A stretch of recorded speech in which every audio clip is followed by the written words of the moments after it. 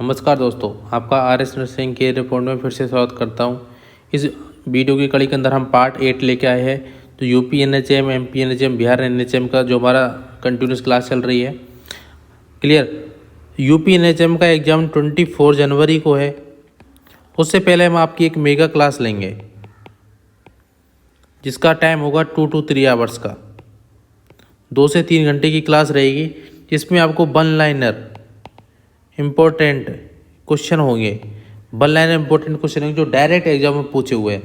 और क्लास हम ज़्यादातर लाइव करने की कोशिश करेंगे, क्लास को लाइव करने की कोशिश करेंगे ताकि आपको मैक्सिमम फ़ायदा मिले और आपके जल्दी से जल्दी आपका सिलेक्शन हो जाए, आपकी एक गवर्नमेंट जॉब में हो जाए। आपको क्या करना है, वीडियो को ज़्यादा से ज़्यादा लोगों को शेयर करना है। मैक्सिमम लोगों को शेयर कर, जितना शेयर कर सकते हो ना शेयर कीजिए। क्लियर। स्टार्ट करते हैं आपके सामने। पहला question, poor urine output is known as. Poor urine output को हम किस नाम से जानते हैं? ए ऑप्शन है ओलिगोयूरिया, बी ऑप्शन है पॉलीयूरिया, सी ऑप्शन है एंडोरेसिस, डी ऑप्शन है डायरोसिस।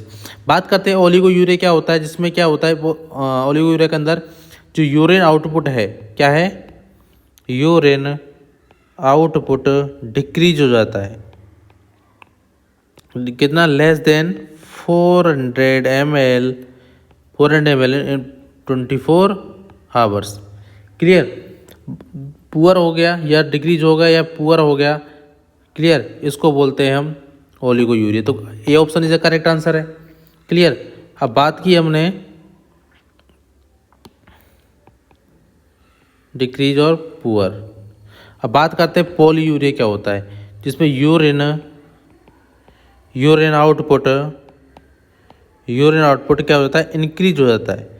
ठीक है। हम एक क्वेश्चन के साथ सारे क्वेश्चन सॉल्व करेंगे, 3-4 क्वेश्चन क्लियर करने की कोशिश करेंगे। यूरिन आउटपुट क्या हो जाता है, इंक्रीज हो जाता है। कितना? मोर देन 2000 ml 24 आवर्स के अंदर। ये बहुत इंपॉर्टेंट बात है। क्लियर। देन बात करें एनोरेसिस। जो यूरिन है वो ड्रॉप बाय ड्रॉप निकलता रहता है, उसको बोलते हैं एंडोरेसिस। Very very very very important सवाल बनता है यहाँ से कि ड्रग ऑफ चॉइस क्या होती है एंडोरेसिस के अंदर। ड्रग ऑफ चॉइस क्या होती है एंडोरेसिस के अंदर? वो होती है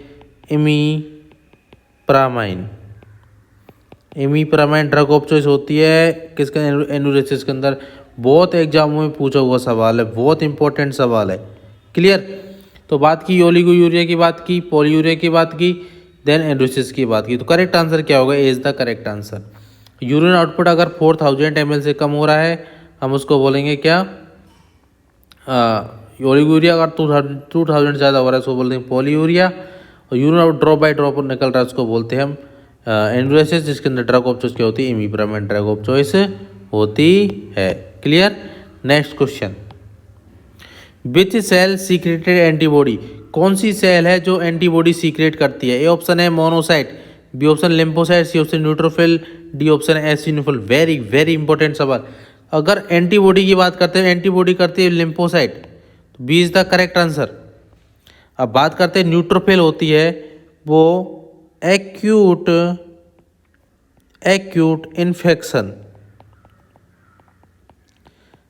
इन्फेक्शन के अंदर क्या हो जाती है? इंक्रीज हो जाती है। क्या हो जाती है दोस्तों?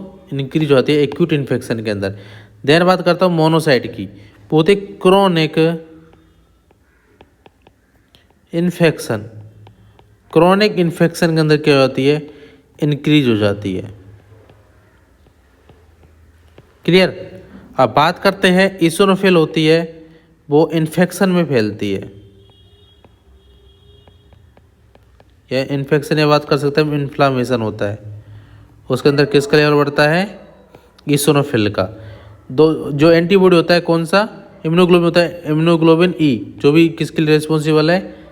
इन्फेक्शन इन्फ्लामेशन के लिए। वेरी वेरी इंपॉर्टेंट सवाल बनता है यहाँ से। देखिए दोस्तों, मोनोसाइट होती है वो क्रोनिक इन्फेक्शन में इंक्रीज होती है, लेकिन जो न्यूट्रोफिल होती है वो एक्यूट इन्फेक्शन में इंक्रीज होती है। लिम्फोसाइट क्या करती है? एंटीबॉडी सीक्रेट करती है। इसोनोफिल होती है इन्फेक्शन इन्फ्लामेशन में बढ़ती है और इम्यूनोग्लोबिन ई बढ़ता है। जो न्यूट्रोफिल होती है मोस्ट अबंडेंट आरबीसी होती है। क्लियर। मोस्ट अबंडेंट WBC होती है, sorry, white blood cell. Clear. यहाँ से वेरी वेरी इंपॉर्टेंट सवाल बनता है। आई होप आपको वीडियो पसंद आ रही होगी। आप मैक्सिमम से मैक्सिमम लोगों को शेयर करना ना भूलें। Clear. Next question, long standing high blood pressure में result in, long standing high blood pressure क्या करवा सकता है? ए ऑप्शन है कार्डियोमेगेली, बी ऑप्शन है cardiac failure, C option heart attack, D option है ऑल ऑफ दी अबव। अगर patient long time term standing है, लॉन्ग टाइम टर्म स्टैंडिंग है और उसका ब्लड प्रेशर क्या है? BP, ब्लड प्रेशर हाई है। और नॉर्मल ब्लड प्रेशर की बात करता हूं मैं, normal blood pressure, normal blood pressure बात करता हूँ होता है 120/80 mm ऑफ Hg। क्लियर। अब किलो पास्कल के अंदर बात करते हैं 16/11 किलो पास्कल। ये भी बहुत इंपॉर्टेंट सवाल है। क्लियर। अगर पेशेंट का BP इंक्रीज है और लॉन्ग टाइम तक स्टैंडिंग है तो उस पेशेंट के अंदर हार्ट अटैक के चांस ज़्यादा रहते हैं। वेरी वेरी इंपॉर्टेंट सवाल। तो करेक्ट आंसर क्या होगा? C is the correct answer, C is the correct answer. तो हार्ट अटैक के चांस रहते हैं। क्लियर। आई होप समझ आ रहा हूँ video. Next question, the opening of the right atrium into right ventricle is guarded by, right atrium और right ventricle के अंदर का गाइडेड का काम कौन करता है? डायग्राम बना के देख लेते। देखिए, सपोज दैट ये हमारा हार्ट है। क्या है? हार्ट हो गया। इसके हमने बात की 4 चैम्बर होते हैं। क्लियर। ये हमारा चैम्बर हो गया राइट एट्रियम, ये हो गया लेफ्ट एट्रियम, ये होगा राइट वेंट्रिकल, ये हो गया लेफ्ट वेंट्रिकल। यहाँ पर जो वाल्व होता है वो होता है ट्राइकस्पिड वाल्व, ट्राइकस्पिड वाल्व। यहाँ पर जो वाल्व होता है उसको होता है बाइकस्पिड वाल्व। क्या बोलते हैं? Bicuspid valve. क्लियर। अब क्वेश्चन देखिए क्या पूछा है क्वेश्चन ने, the opening of the right atrium, ये right atrium, then into right ventricle, right ventricle में गाइडेड का काम कौन करता है? वो, अब देखिए सवाल यहीं से निकलेगा कौन काम करता है? Tricuspid valve. तो करेक्ट आंसर क्या हो गया? Tricuspid valve. अगर हमारी थ्योरी क्लियर होगी तो हमारे वीडियो क्वेश्चन समझ में आएंगे। आप थ्योरी के लिए कोचिंग ज्वाइन कर सकते हैं। क्लियर। क्योंकि आपको ऑनलाइन के थ्रू पूरी थ्योरी समझा नहीं सकते। तो करेक्ट आंसर क्या होगा? Tricuspid valve. Clear.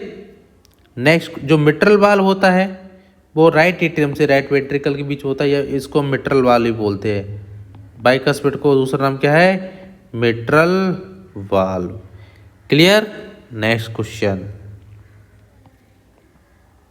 What is the true about small intestine? Very very important question, क्योंकि NHM में ऐसी लेवल के क्वेश्चन आते हैं। तो इस क्वेश्चन में क्या सही है स्मॉल इंटेस्टाइन के बारे में? ए ऑप्शन है duodenum is the not a part of small intestine. बिल्कुल गलत बात है। ड्यूडेनम पार्ट होता है स्मॉल इंटेस्टाइन का। स्मॉल इंटेस्टाइन के 3 पार्ट होते हैं। पहला पार्ट होता है इलियम, सेकंड पार्ट होता है ड्यूडेनम, तीसरा पार्ट होता है जुजेनम। क्वेश्चन क्या कह रहा है? Duodenum is not a part of small intestine. तो बिल्कुल गलत बात है। ड्यूडेनम पार्ट होता है। डाइजेशन इज कंप्लीटेड, बिल्कुल सही बात है। डाइजेशन कंप्लीट हो जाता है। देन बात कर ilium is the middle part of small evolution. गलत भाई, स्मॉल तो फर्स्ट पार्ट है इलियम, तो मिडिल पार्ट नहीं है। मिडिल पार्ट कौन सा है? ड्यूडेनम है। तो ये भी बिल्कुल रॉन्ग बात हो गई। ऑल ऑफ द अबव हो नहीं सकते क्योंकि ऑप्शन रॉन्ग होंगे। तो करेक्ट आंसर क्या होगा? B is the correct answer. इस तरीके से हम क्वेश्चन को निकाल सकते हैं। Clear. Next question, moving arm toward the body midline. जो हाथ है, जो हमारा आर्म है, उसको बॉडी मिडलाइन के अंदर लाना। क्लियर। उसको बोलते हैं एडेक्शन। क्या बोलते हैं? Addiction. C is the correct answer. अगर हम मिडलाइन से दूर ले जा रहे हैं, अबे, यहाँ क्वेश्चन रहता है बॉडी अबे मिडलाइन, अगर बॉडी से दूर ले जाते हैं उसको बोलते हैं अबडक्शन। क्या बोलते हैं? अबडक्शन। फ्लेक्शन क्या होता है? हम हाथ को फ्लेक्स करते हैं, वो होता है फ्लेक्शन। एक्सटेंशन क्या होता है? हम एक्सटेंस करते हैं हाथ को, होता है एक्सटेंशन। क्वेश्चन पूछा है moving arm toward the body mid line. भाई क्वेश्चन क्या पूछा है? तो करेक्ट आंसर क्या सी, क्योंकि बॉडी मिड लाइन के अंदर लाते ऐड कर रहे हैं, मतलब एडक्शन कर रहे हैं, दूर ले जा रहे हैं तो अबडक्शन कर रहे हैं। तो करेक्ट आंसर क्या होगा? C is the correct answer. अगर बॉडी से दूर ले जाते तो क्या हो जाता हमारा आंसर? एडक्शन हो जाता। यहाँ पर क्या मिड लाइन बॉडी की तरफ ला रहे हैं तो करेक्ट आंसर क्या हो गया? Abduction is the correct answer. Clear? Next question. I hope आपको वीडियो पसंद आ रही होगी। अगर कोई भी डाउट लगता है तो कमेंट बॉक्स के अंदर लिख दीजिएगा। Next question, which of the following is use to take cervical smear. कि हमारे पास 4 इंस्ट्रूमेंट दिए हुए हैं, इनका यूज इनमें से कौन सा है जो उसका यूज हम सर्वाइकल स्मीयर के लिए करते हैं? सर्वाइकल कैंसर की बात करते हैं, सर्वाइकल कैंसर, उसके हम से सर्वाइकल स्मीयर करते हैं, उसका जो मार्क होता है वो CA-125 होता है। ये बहुत ही जो हम पूछो क्वेश्चन है, वेरी वेरी इंपॉर्टेंट क्वेश्चन है। जो मार्क होता है कितना होता है? CA-125। किसका? सर्वाइकल कैंसर का। और सर्वाइकल स्मीयर करना है, टेस्ट करना है तो हम किसका यूज करते हैं? एयर स्पेटुला का यूज करते हैं। सी इज द करेक्ट आंसर। किसका यूज करते हैं? एयर स्पेटुला को यूज करते हैं। देख कोलोनोस्कोप होता है, हम सिग्मोइड कोलन को देखने के लिए यूज करते हैं, सिग्मोइड कोलन को देखने के लिए यूज करते हैं। वेजाइनास्कोप होता है, वो वेजाइना को देखने के लिए यूज करते हैं, नाम से पता लग रहा है। लेप्रोस्कोप होता है, वो लेप्रोस्कोपी होती है, लेप्रोस्कोपी में यूज करते हैं। लेप्रोस्कोपी में कौन सी गैस यूज करते हैं? Very very important, CO2 gas use करते हैं। अरे कितनी करते हैं? 3 से 4 लीटर करते हैं। क्लियर हुआ सवाल? तो करेक्ट आंसर क्या होगा? Ayre spatula is the correct answer. Clear? Next question, world wide most common problem during pregnancy.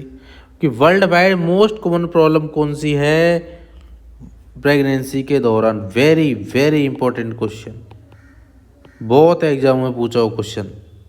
Clear? बहुत एग्जाम पूछा क्वेश्चन कि वर्ल्ड वाइड कौन सी है। बात करते हैं जो वर्ल्ड वाइड होती है, डायबिटीज वर्ल्ड वाइड नहीं होती है प्रेगनेंसी के दौरान। प्री एक्लेम्सिया जरूर नहीं है, प्री एक्लेम्सिया हो, जरूर नहीं है UTI हो, लेकिन आयरन डेफिशिएंसी मोस्ट कॉमन होता है। तो करेक्ट आंसर क्या हो गया? Iron deficiency anaemia. देखिए जब हम पिल्स देते हैं उस टाइम हम आयरन की टेबलेट भी देते हैं। 21 डेज तो हमने क्या दी? पिल्स दी। प्लस 7 डेज क्या देते हैं? आयरन की पिल देते हैं। 21 पिल देते हैं और 7 देते हैं आयरन। 1 यूज करते हैं। क्यों देते हैं? To prevent iron deficiency anaemia. Clear? तो जो मोस्ट कॉमन प्रॉब्लम होती है प्रेगनेंसी दौरान वो होती है आयरन डेफिशिएंसी एनीमिया। जो UTI होता है उसका वेरी वेरी इंपॉर्टेंट सवाल, कॉजेटिव ऑर्गेनिज्म क्या होता है UTI का? यूरिनरी ट्रैक्ट इन्फेक्शन का होता है E. coli। क्या होता है? E. coli। Clear? Next question चलते हैं। आई होप समझ में आ रहा होगा। करेक्ट आंसर क्या होगा? Iron deficiency anaemia. Next question, foetal tachycardia defined as foetal heart rate greater than. Foetal tachycardia किसको बोलेंगे कि फीटल हार्ट रेट इतने से ज़्यादा हो गई है? क्लियर? ये ऑप्शन है 120 से 140 बीट पर, ये नॉर्मल के अंदर आती है। ये क्या है? नॉर्मल। अगर अगर मोर देन 160 हो रही है तो करेक्ट आंसर क्या हो गया? सॉरी, डी ऑप्शन है ये। करेक्ट आंसर क्या है हमारा इसके अंदर? डी। अगर 160 से 180 बीट पर मिनट है उसको बोलते हैं फीटल के अंदर टेकीकार्डिया बोलते हैं। टेकीकार्डिया क्या होता है? देखिए टेकीकार्डिया क्या होता है? जो पल्स रेट है, पल्स रेट हो या हार्ट रेट हो वो क्या जाती है? बढ़ जाती है, इंक्रीज हो जाती है। देन बात करते हैं ब्रेडिकार्डिया। ब्रेडिकार्डिया क्या होता है कि जिसके अंदर पल्स रेट क्या हो जाती है? डिक्रीज हो जाती है। पल्स रेट या हार्ट रेट वो दोनों क्या हो जाती है? डिक्रीज। तो उसको बोलते हैं हम tachycardia, bradycardia. Clear? Next question, very very very important question. The nurse is caring for a client who had a spontaneous abortion. The nurse priority should be assessing the client. एक nurse women है, उसकी nurse care कर रही है, उसमें देखो spontaneous abortion है तो नर्स की क्या प्रायोरिटी रहेगी। अगर अबॉर्शन होता है तो हमेशा रखना किसकी प्रायोरिटी रहती है, हेमरेज की प्रायोरिटी रहती है। करेक्ट आंसर क्या होगा दोस्तों, ए इज द करेक्ट आंसर। अरे हेमरेज की प्रायोरिटी क्यों रहती है, देखिए अगर ब्लीडिंग लगातार रहेगी तो पेशेंट हेमरेज हो रहा है तो पेशेंट कंटिन्यूस ब्लीडिंग हो रही है तो पेशेंट किसके अंदर जा सकता है, शॉक के अंदर जा सकता है। शॉक के अंदर गया, शॉक के तो उसे पेशेंट ने सिम्टम मान लगते हैं टेकीकार्डिया, टेकीकार्डिया सिम्टम आएगा और पेशेंट को क्या हो जाएगा, हाइपोटेंशन। क्या हो जाएगा, हाइपोटेंशन। तो करेक्ट आंसर क्या होगा हमारा, A is the correct answer. अगर किसी पेशेंट को अबॉर्शन है या प्रेगनेंसी हो रही है तो हमेशा हेमरेज को हम प्रायोरिटी देते हैं। और जो मोस्ट कॉमन कॉज होता है डेथ का ड्यूरिंग प्रेगनेंसी,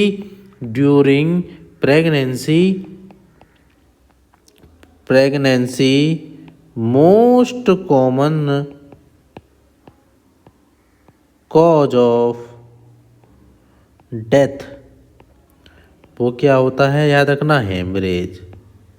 क्या होता है, हेमरेज। ये भी बहुत इंपॉर्टेंट सवाल है और बहुत एग्जाम में पूछा हुआ सवाल है। क्लियर। नेक्स्ट क्वेश्चन चलते हैं।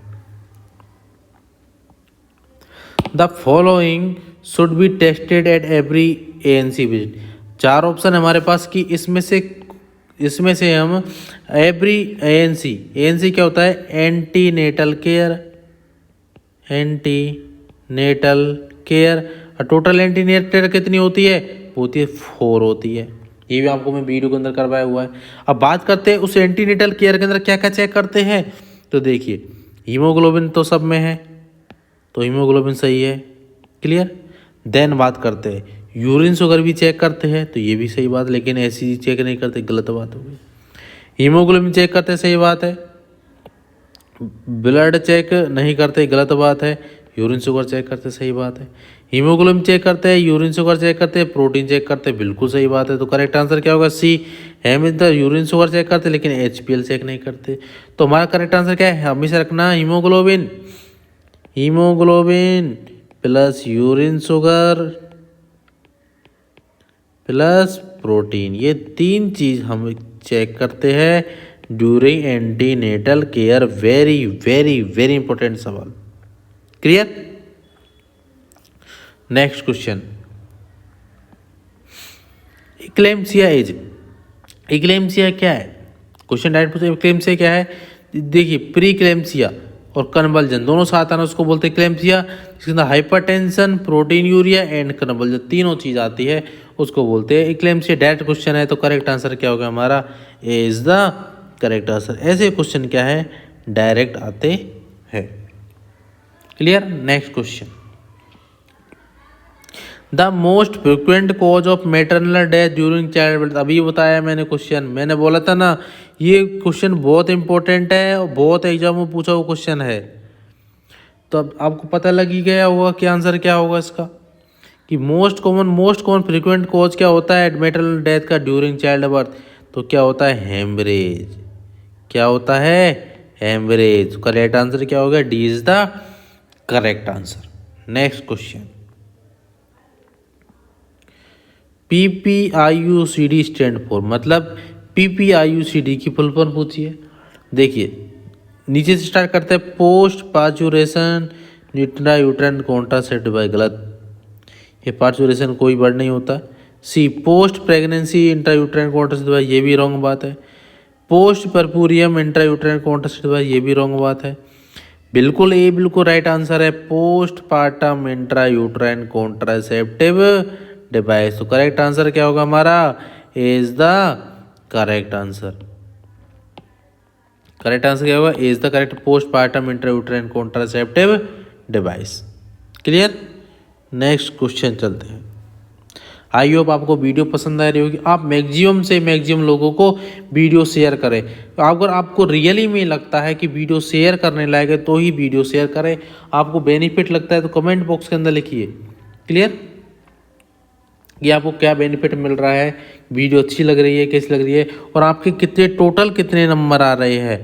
टोटल जैसे आपने क्वेश्चन किए, हमने क्वेश्चन करवाए, इसमें से कितने क्वेश्चन हमने करवाए, सपोज दैट 30 क्वेश्चन करवाए, 30 में से 15 नंबर आए, तो 15 नंबर यहाँ पर पुट कीजिए। क्लियर, आपको कितने नंबर आए सर हम और इम्प्रूव करेंगे। Clear. Next question, world population day falls on, कि वर्ल्ड पॉपुलेशन डे कब मनाया जाता है, वेरी वेरी इंपॉर्टेंट सवाल। तो 11 जुलाई को वर्ल्ड पॉपुलेशन डे मनाया जाता है। कब मनाया जाता है? 11 जुलाई को वर्ल्ड पॉपुलेशन डे 11 जुलाई को मनाया जाता है। क्लियर, तो 11 July is the correct answer, direct question है। Next question, full form of SAM, SAM की फुल फॉर्म पूछिए। सीरियस एनेमिक मालन्यूट्रिशन, रॉन्ग बात। सीवियर एनेमिक मदर, खोटी बात। सीवियर एक्यूट मलेरिया, रॉन्ग बात। Severe acute malnutrition, D is the correct answer. SAM की full form क्या होती है? Severe acute malnutrition. Then a baby is called infant up to what age, कि हम infant किसको बोलेंगे? कि मैंने वीडियो के अंदर, पिछली वीडियो के अंदर कराया हुआ है, तो उसको बोलते हैं 1 ईयर के बच्चे को हम क्या बोलते हैं? इन्फेंट। देखिए, जो 1 ईयर का बच्चा होता है, 1 ईयर का होता है, उसको क्या बोलते हैं हम? इन्फेंट बोलते हैं। क्लियर, इन्फेंट बोलते हैं। देन 1 to 3 ईयर को क्या बोलते हैं हम? टॉडलर बोलते हैं। 3 to 6 ईयर को क्या बोलते हैं हम? प्री स्कूलर बोलते हैं, प्री स्कूलर बोलते हैं। देन 6 to 12 ईयर को हम क्या बोलते हैं? 6 to 12 ईयर को हम क्या बोलते हैं? स्कूलर बोलते हैं। देन बात करते हैं 12 to 18 ईयर को हम एडोलसेंट बोलते हैं। देन 18 to 65 को हम बोलते हैं एडल्ट बोलते हैं। देन अबव 65 को, सॉरी, अबव 65 को, मोर देन 65 को क्या बोलते हैं हम? ओल्ड पर्सन, ओल्ड एज बोलते हैं। अब बात करते हैं जो 0 से 7 डेज का बेबी होता है, उसको बोलते हैं न्यू बॉर्न। क्लियर, तो बात की हमने, किस क्वेश्चन क्या पूछा? A baby is called infant, infant किसको बोलेंगे? तो 1 ईयर के बच्चे को क्या बोलते हैं? इन्फेंट बोलते हैं। करेक्ट आंसर क्या होगा? D is the correct answer. आप इसका स्क्रीनशॉट भी ले सकते हैं, कोई एग्जाम में इसका डायरेक्ट सवाल पूछ सकता है NHM में। Clear. Next question, rickets is caused by deficiency, और रिकेट्स किसकी वजह से होता है? क्वेश्चन क्या पूछा है? रिकेट्स किसकी वजह से होता है? हमेशा रखना, विटामिन बी की वजह से नहीं होता है, विटामिन सी की वजह से नहीं होता, विटामिन ए की वजह से मैंने बताया था बाइटोट, बाइटोट होता है। चैन, देन बात की हमने नाइट ब्लाइंडनेस भी होता है, नाइट ब्लाइंडनेस। क्लियर, तो रिकेट्स की वजह से होता है, विटामिन डी की वजह से होता है, विटामिन डी की वजह से होता है। विटामिन डी का सोर्स कौन सा होता है? पूछता है सोर्स क्या होता है? होते है सनलाइट। सनलाइट क्या होती है? सोर्स होता है विटामिन का, डी का। क्लियर, तो करेक्ट आंसर क्या होगा हमारा? D is the correct answer. Clear. Next question, which disease not transmitted mainly by faeco oral, कौन सी डिजीज है जो फीको ओरल रूट के थ्रू नहीं फैलती? नॉट पूछा है, ये इंपॉर्टेंट बात है। क्या पूछा है? नॉट पूछा है। देखिए, एंट्रिक फीवर को हम बोलते हैं टाइफाइड, टाइफाइड होता है, वो फैलता है फीको ओरल रूट के थ्रू, कंटामिनेटेड वाटर के थ्रू फैलता है, तो गलत बात होगी। हेपेटाइटिस का जो मोस्ट कॉमन रूट होता है वो फीको ओरल ही होता है। क्या होता है? फीको ओरल रूट होता है, तो ये भी रॉन्ग बात हो गई। कोलेरा, ये कोलेरा फीको ओरल रूट के थ्रू फैलता है। क्लियर, तो मीजल्स होता है वो फीको ओरल रूट के थ्रू नहीं फैलता है, तो A is the correct answer. Measles हमेशा, मीजल्स का जो कोलेट और रोवेला वायरस होता है, जिसके अंदर कॉप्लेक स्पोर देखने को मिलता है। क्लियर। नेक्स्ट क्वेश्चन, वीडियो पसंद आ रही हो तो मैक्सिमम लोगों को शेयर करना बिल्कुल ना भूले। क्लियर, और वीडियो की चैनल से बने रहने के लिए चैनल को सब्सक्राइब जरूर करें। Next question, vitamin a solution protect children against, vitamin A का जो हम इंजेक्शन देते हैं, विटामिन ए का सोल्यूशन देते हैं, वो बच्चों में किससे प्रोटेक्शन करता है? देखिए, मायोपिया, हाइपर मायोपिया नहीं करता है, गलत बात है। क्रेटिनिज्म नहीं करता है। जेरोथेल्मिया से प्रिवेंट करता है। C is the correct answer. Clear. Next question, the most common cause of death due to diarrhoea. Diarrhoea का मोस्ट कॉमन कॉज क्या होता है डेथ का? ये ऑप्शन है वॉमिटिंग, गलत बात। एफ पे रॉन्ग बात लिखा, डिहाइड्रेशन होगा। डिहाइड्रेशन मोस्ट कॉमन डेथ होता है किसका? डायरिया। अब बात करते हैं जो पेशेंट को क्या हुआ, डायरिया हुआ तो क्या होगा, फ्लूइड लॉस होगा। फ्लूइड लॉस होगा तो पेशेंट किस में चला जाएगा, डिहाइड्रेशन में जाएगा। डिहाइड्रेशन में जाएगा पेशेंट फ्लूइड की कमी हो रही तो पेशेंट शॉक के अंदर जाएगा। शॉक के अंदर जाएगा तो सिम्टम आएंगे टेकीकार्डिया, हाइपोटेंशन, इस तरीके के सिम्टम लेते हैं। पेशेंट की क्या होती है, डेथ भी हो सकती है। क्लियर? तो करेक्ट आंसर क्या होगा, डिहाइड्रेशन। अब देखिए हमने बात करते हैं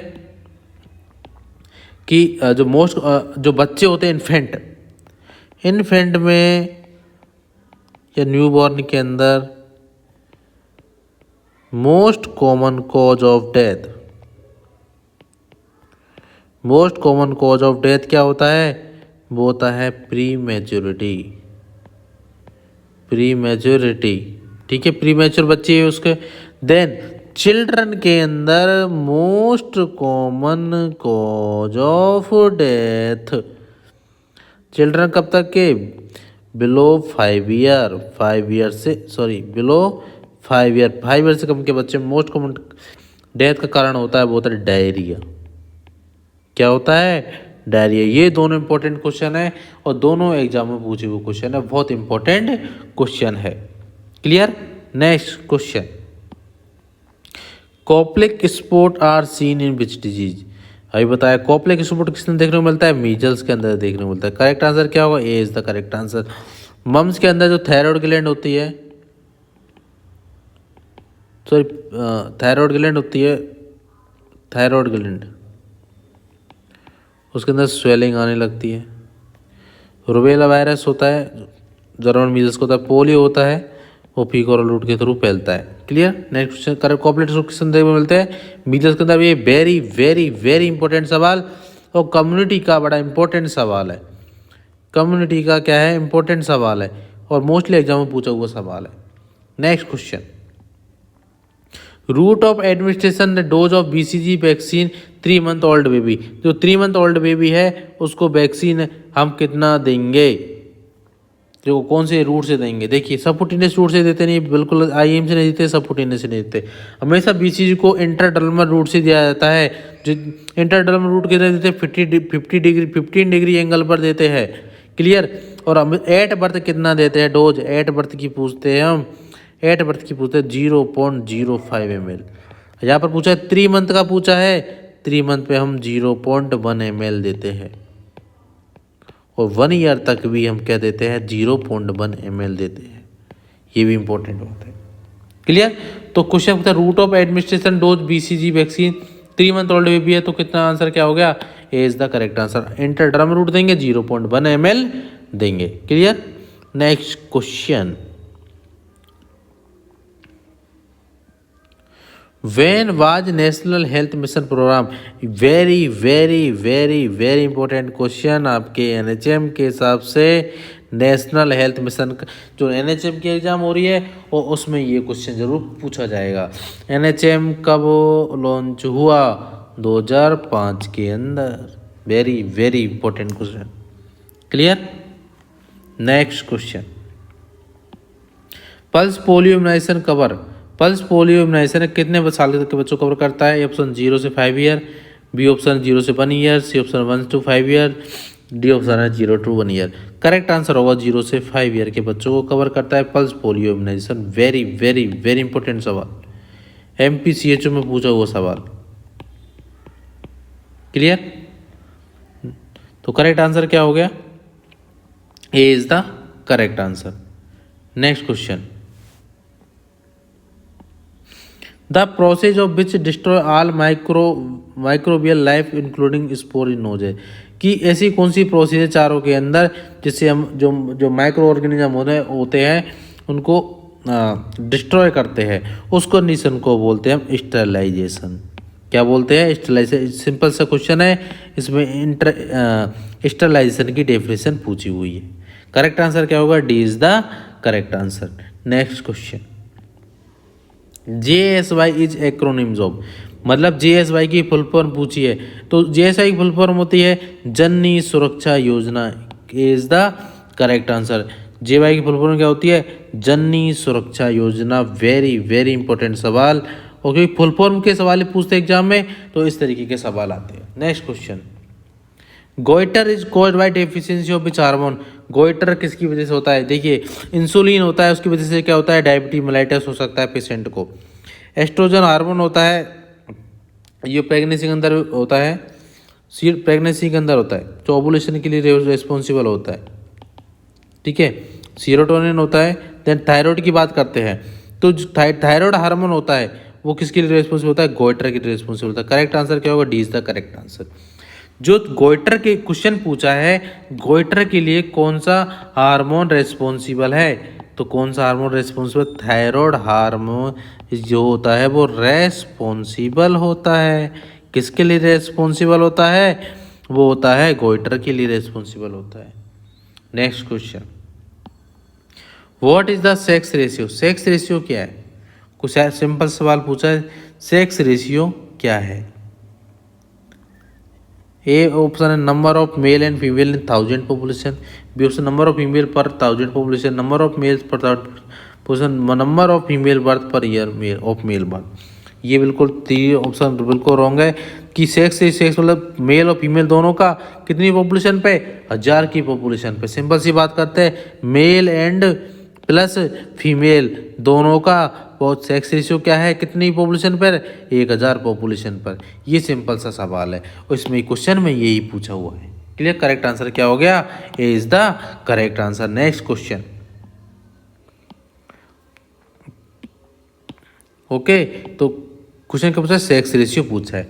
ओके, तो आज के लिए इतना ही, थैंक यू। मिलते हैं आपको नेक्स्ट वीडियो के साथ। आई होप आपको वीडियो पसंद आई होगी। आप मैक्सिमम से मैक्सिमम को वीडियो शेयर करें और चैनल को सब्सक्राइब करें और बेल आइकॉन को भी दबा दें, ताकि आप जब कोई वीडियो अपलोड हो तो आपको भी उसकी इन्फॉर्मेशन मिल सके। ओके, जब तक के लिए जय हिंद जय भारत। मिलते हैं नेक्स्ट वीडियो के साथ। Okay, thank you.